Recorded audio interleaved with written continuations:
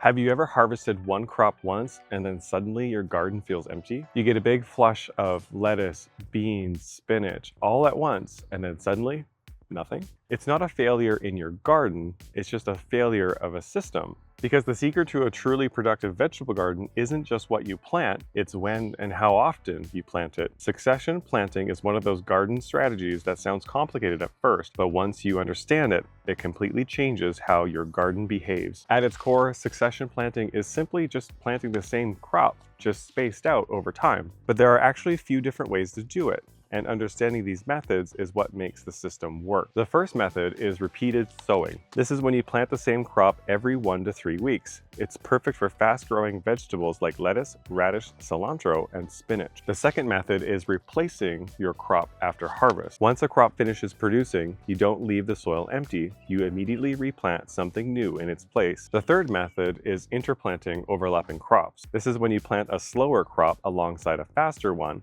While the fast crop is harvested, the slower one just gets started. Each method works great on its own, but combined together, you'll have a very efficient and bountiful vegetable garden. Not every plant responds well to succession crops, so choosing the right one is key. Fast-growing leafy greens are the easiest place to start. Lettuce is probably the most classic example because it grows quickly and responds well to repeated sowing. You can keep harvesting fresh heads, cut and come again leaves if you space your planting correctly. Spinach and arugula work especially well.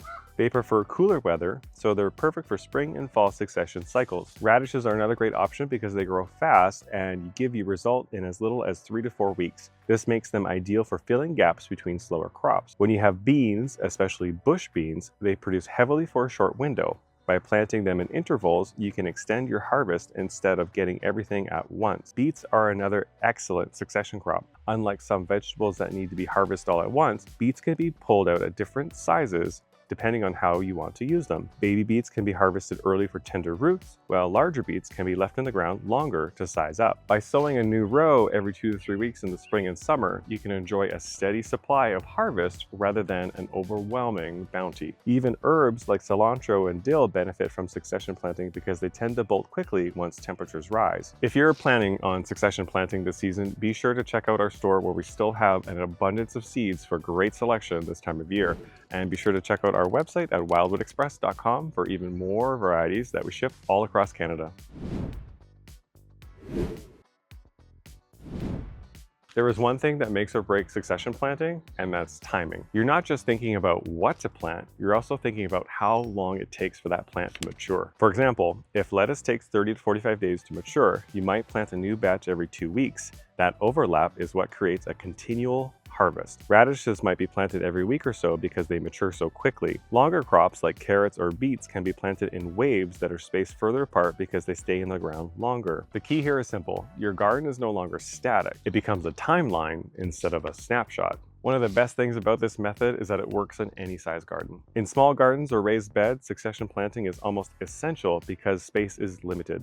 You don't want everything to be ready all at once, you want consistent rotation. In larger gardens, succession planting helps you avoid waste and keeps production consistent instead of overwhelming you during peak harvest. Even containers can be used for succession planting. A few pots of lettuce started 2 weeks apart can give you salad greens for months. If you're enjoying this practical step-by-step gardening tutorial, be sure to hit that like and subscribe button where we produce these videos every week so that you can learn the intricacies and efficiencies of gardening.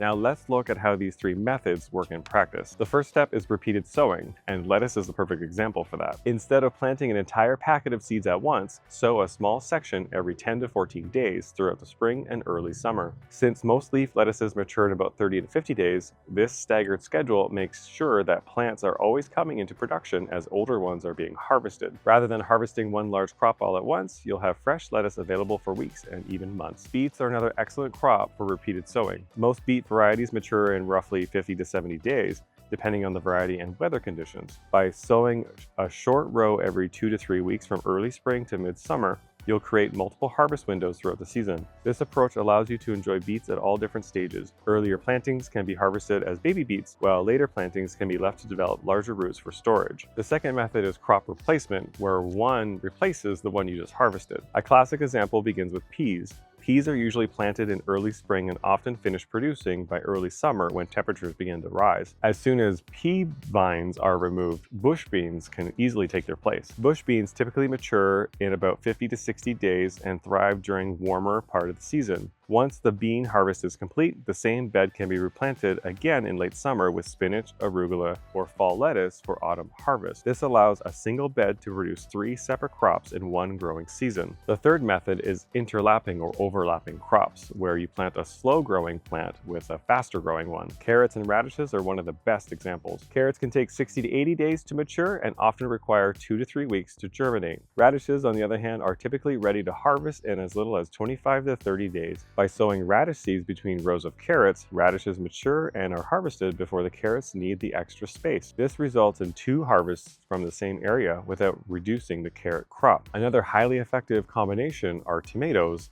and leaf lettuce. Lettuce grows quickly during the cooler weeks of spring and can often be harvested before tomato plants reach full size. By the time tomato plants begin shading the bed, the lettuce has already been removed, allowing for both crops to use the same growing space efficiently. One of the most common mistakes is not keeping track of your planting dates. Without some kind of note system, it's easy to lose track of when the next planting should happen. And finally, many gardeners forget to prepare soil between plantings. Even small succession cycles benefit from a quick refresh of compost or nutrients before the next round goes in. Succession planting isn't about doing more work. It's about doing the same work, just smarter. Once you start staggering your planting, your garden will stop feeling like a one-time harvest, and you'll be producing food all season from multiple varieties. Let us know in the comments below, what succession tips would you give us and to other gardeners, and what varieties have you tried with the best results?